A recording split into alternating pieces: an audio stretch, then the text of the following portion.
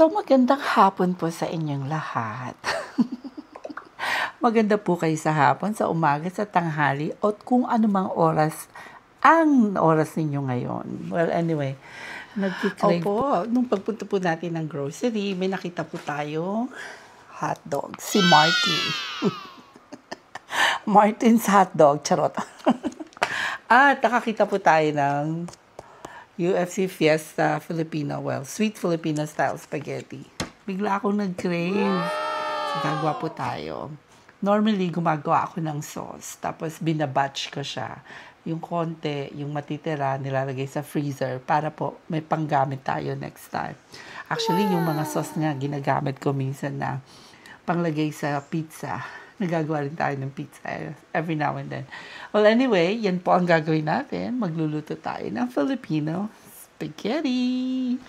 Simulan po natin hiwain yung hotdog. Tapos yung bawang and then yung sibuyas para hindi naman tayo umiiyak. Alam nyo na, pag naghihiwa ng sibuyas, parang gusto nyo makipagkwentuhan sa mga moments mo, di ba? Kaya, yung sibuyas, ililate natin siya. Siya yung huli nating hihiwain. Ganito po kalalaki ang hiwa ko ng hotdog, ha. Ayan, parang cubes. Parang cubes po siya. Kayo, bahala kayo kung ano gusto ninyo. Kanya-kanya naman tayo ng preference, di ba? At saka tayo naman ang kakain yan. Kasi nga, wala po siyang karne. Hindi ako maglalagay ng karne. Kaya, ang gagawin natin, yan, para meron naman tayong nangunguya. Diba? Tsaka madali maghiwa pag mga ganyang kalalaki para mabilisan. Kasi nga nagugutom na ako. Hindi pa naman ako nagugutom. Alam mo yun, pag naisip mo yung isang putahe, hindi ko alam kung kayo ganun din. Kasi ako ganun. Pag naisip ko yung isang putahe, parang ninanamnam siya ng utak ko. Parang sinasabi ng utak ko na, sige na, bilisan mo na. Ganon din po ba kayo? Kasi, alam mo, minsan yung parang pag nagkikrave ka, paulit-ulit siyang nagre-replay sa utak mo. So, ang nangyayari psychologically, nagsasalivate ka, di ba? Minsan hindi mo napupuna yun eh. Punahin mo minsan, ha? Tapos, ang tendency, papabili ka ng ingredients, parang ganun. Eh, ako naman, I am fine kahit sibuyas lang tsaka bawang. Basta ang importante, lumalaban yung lasa. Yun din yung sinabi ko sa friend ko before. Sabi niya sa akin, naku, wala masyadong sahog. Sabi ko, friend, that's fine. Basta yung lasa, lumalaban. Pwede ng pang-ulam yan eh. Lagyan mo ng kanin. Sabawan mo ng spaghetti sauce. Pasok yan. O diba, hindi nga ako nagkamali. Kasi lumaban yung lasa. Wala siya masyadong sahog. Pero kasi nga yung lasa. Yun naman ang lagi nating hinahanap eh. It's not about the ingredients that you put so much. Yung tama lang. Minsan kulang, pero yung lasa, yung seasoning. Ano bang seasoning sa Tagalog? Pampalasa. Yun. Yun ang huwag nyo kakalimutan. At ang pinaka-importante pampalasa, yung mahal mo. Mahal mo yung ginagawa mo. Diba? O. Punasan po natin ang ating sangkalan. Kayo ba ganyan? Pag naghihiwa kayo, minsan marami na hinihiwa, diba? Either inuugasan niyo ba yung sangkalan? Ako punas lang pwede na.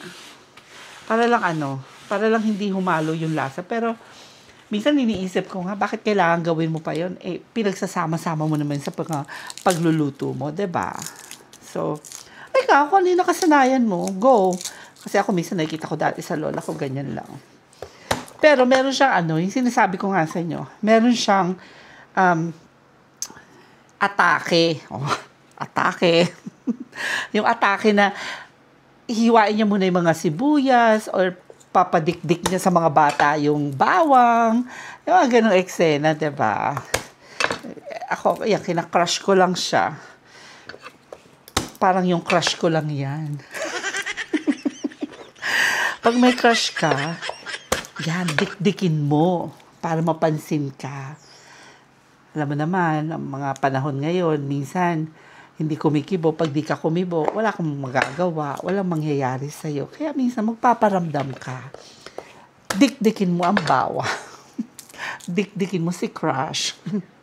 Ayan. Tapos, imi-mince natin siya ng konti, yung bawang, para maliliit siya. You don't need to be perfect anyway. Kasi nga, sabi ko nga sa inyo, pambahay naman siya. So, however you want to do your ingredients. Wala ka. Ako ganyan lang. Hiniwa ko lang na ganyan. Diba? Okay na yan. Laban na yan, te. Pasok na yan sa banga. Pero yung pagluluto mismo, hindi ko na ho ipapakita sa inyo. Nagkukwento lang ako. Papakita ko sa inyo pag nahango ko na siya, ha? Kasi pare-pareho naman. At pare-pareho naman. Ibig sabihin, yan na naman. Pare-pareho naman tayo marunong magluto. At ang spaghetti naman kumbaga merong national anthem. Ito naman pumapangatlo sa national food na gustong-gusto ng mga Pilipino, lalo na ng mga bagets, 'di ba? Nung mga bata tayo, aminin kung hindi pansit, spaghetti. Pag naka-spaghetti, may kaya. Pag nakapansit, pampahaba ng buhay. Parang gano'n, 'di ba? Kasi nung mga maliliit kami, pag naka-spaghetti, parang may kaya-kaya ka ng konti kasi nga may karne. Totoo naman 'yun. Anyway, ito sibuyas na po tayo. Hiniwa ko yung sibuyas, hinati ko siya. Kasi ang laki-laki niya, pero gusto ko kasi maraming sibuyas. Kasi nga, wala pong karne. So, ang tawag po dyan, extender. Ang tawag sa Pilipino, daya. Yung dinadaya mo yung yung sahog. Para magmukhang madami. Masarap naman yung maraming sibuyas kasi. So, yan lang po ang sahog natin sa spaghetti Pero, syempre, meron po tayong keso. Ang keso natin, Eden. Nakita ko si Eden, tsaka si Marty. Pagsasamahin natin sila. So, anyway, magluluto na po ako at mamaya papakita ko sa inyo ang finished product at magkukwentuhan tayong muli. Hello! Ayan! Nakaluto na tayo ng ating noodles. For our pasta, so lalagyan na natin siya ng spaghetti sauce. Yeah. Excited na po ako. Kasi gutom na ako. Hindi ako nag-lunch. Hindi po ako nag-lunch. Ayan. Ito lang po talaga.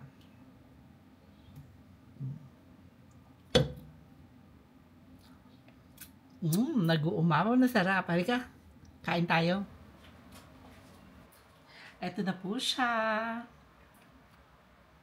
Ayan, ang ating spaghetti. Tapos lalagyan natin ng konti pang keso yan. Ayan, halika, lagyan natin siya ng konti pang keso. Mahilig ako yung medyo maraming keso. Yan. Para winner na winner. Oh my God, I'm so hungry. Gutom na rin ba kayo? Pag nasa bahay ka, ikaw ang gumawa, dagdagan mo na yung keso. Pakabongga ka na sa keso. Ganyan na lang yan. Ready na? Ready na kayo? Ayan, unang subo. Pero hindi ko ito nahalong mabuti pa kasi nasa ibabaw lang po ang sauce. So, ang gagawin natin, kunin na lang natin yung nasa ibabaw.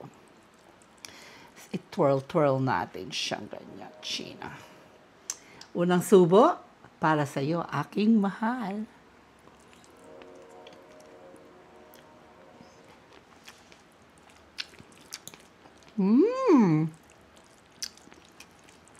Sarap.